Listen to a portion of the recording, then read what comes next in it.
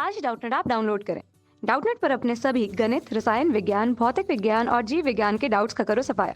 बस प्रश्न की फोटो खींचो, एक ही प्रश्न को क्रॉप करो और तुरंत वीडियो सोल्यूशन पाओ। अभी डाउनलोड करें।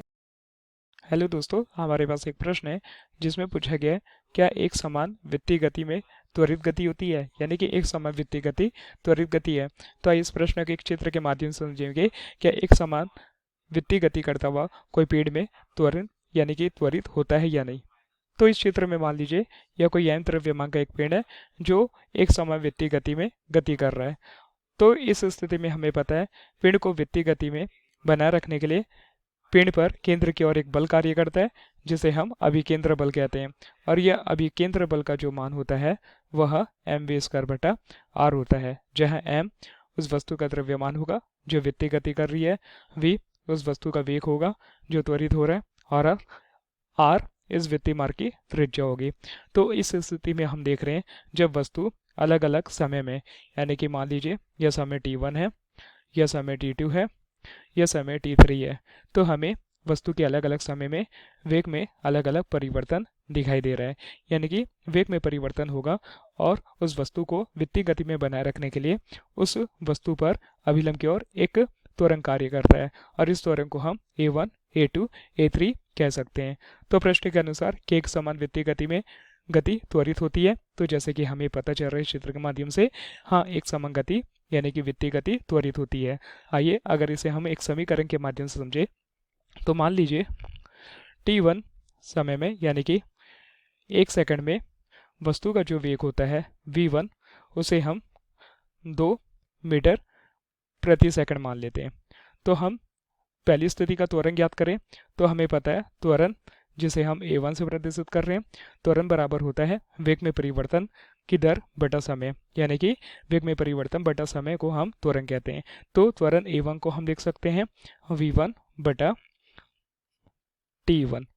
तो इस स्थिति में हमें जो इन मानों को वैल्यू में, इन मानों को अगर सूत्र में रखें तो हमें प्राप्त होगा 2 बटा t1 का मान है 1, तो हमें जो a1 प्राप्त होता है वो प्राप्त होगा 2 मीटर प्रति सेकंड स्क्वायर। इसी प्रकार हम a2 की बात करें, यानी कि मान लीजिए t2 समय में, यानी कि 2 सेकंड में उस वस्तु का वेग बढ़कर v2 हो गया, यानी कि 4 मीटर प्रति सेकंड हो जाता है। तो इस स्थिति में हमें त्वरण पता है, वेग में परिवर्तन की दर को उस वस्तु का त्वरण कहते हैं।